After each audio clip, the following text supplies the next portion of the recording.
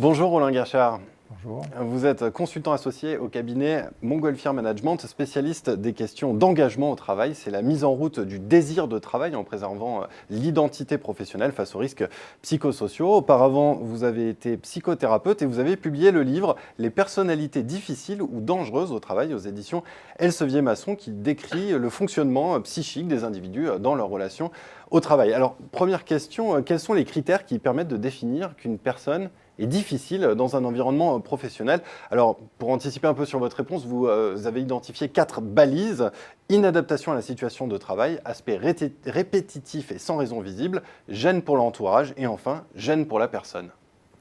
Oui, alors ces critères ont été donnés parce que s'il faut évaluer une situation compliquée, bizarre, étrange, inhabituelle ou répétitive, fatigante, compliquée, auquel on ne comprend rien, il fallait, pour se repérer dans cette complexité, donner un certain nombre de balises qui seraient très claires.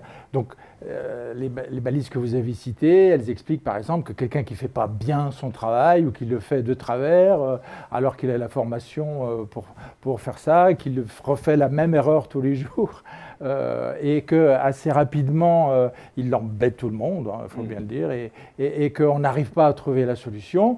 Là, il faut arrêter de comprendre. Il faut commencer à se dire « Ah, il y a un problème, comment est-ce qu'on peut analyser le problème ?» Donc c'est le but du livre que de permettre aux gens d'analyser ce type de problématique. S'agit-il ou pas d'une personnalité difficile? Est-ce que vous auriez un exemple de personnes que vous auriez rencontrées dans votre carrière qui répondraient à ces critères et que l'on pourrait définir effectivement comme difficiles?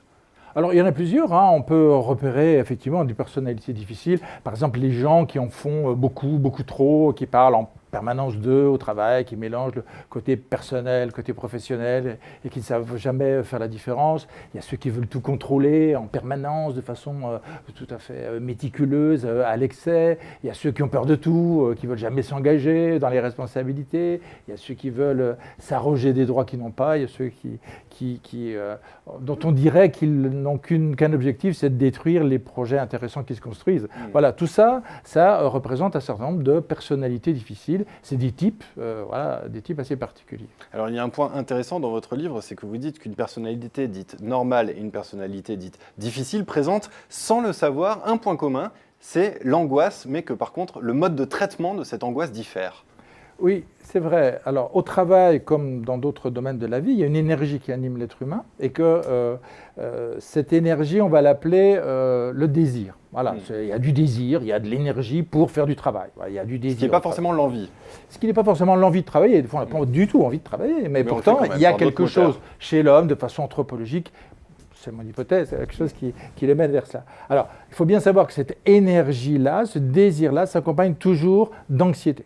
Alors, il s'avère que le système psychique gère l'équilibre permanent entre le désir et l'angoisse.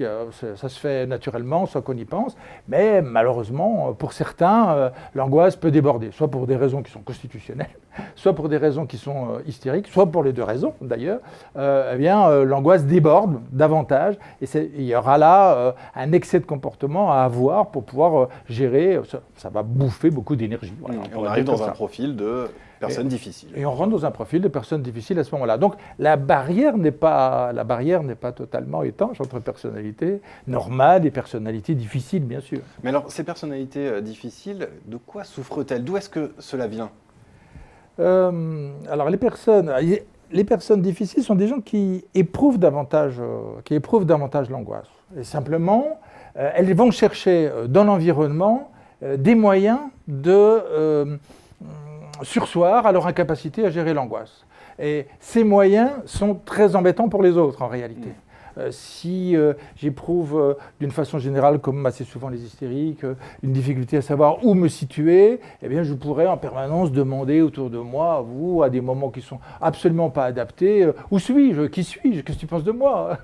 Voilà, c'est cette dimension-là qui va faire la difficulté, la dimension comportementale qu'on ne sait pas traduire, mais qui est en réalité un système de défense contre l'angoisse.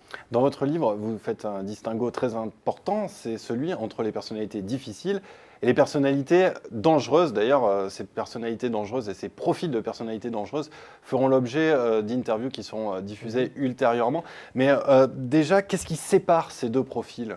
Alors, les personnalités difficiles et les personnalités dangereuses sont séparées par quelque chose de fondamental, de structurel.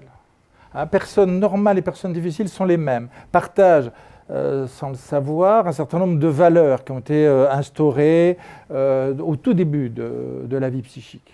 Il y a des valeurs de co-construction de la réalité, il y a des valeurs de reconnaissance de l'autre comme interlocuteur valable systématiquement, de foi en la parole, etc. Alors, c'est quelque chose de très difficile, mais les personnes normales vont en avoir un bénéfice, c'est-à-dire qu'ils vont éprouver en acceptant toutes ces dimensions-là, la réalité, les autres, il faut faire avec, mais du coup j'existe. Mais tout se joue dans les premières années en fait. En grande partie. Peut-être même avant. La structure, ça se joue pas de façon historique en quelque sorte. Donc c'est pour ça que les parents qui pourraient se poser des questions sur « Mon Dieu, je fabriquais une personnalité dangereuse » seraient à côté de la plaque parce qu'ils n'y pourraient délibérément pas grand-chose en fait. Eh bien Roland Gachard, merci pour cet éclairage sur ces personnalités difficiles et puis on vous retrouve très bientôt pour évoquer les personnalités dangereuses. Merci. Merci à vous.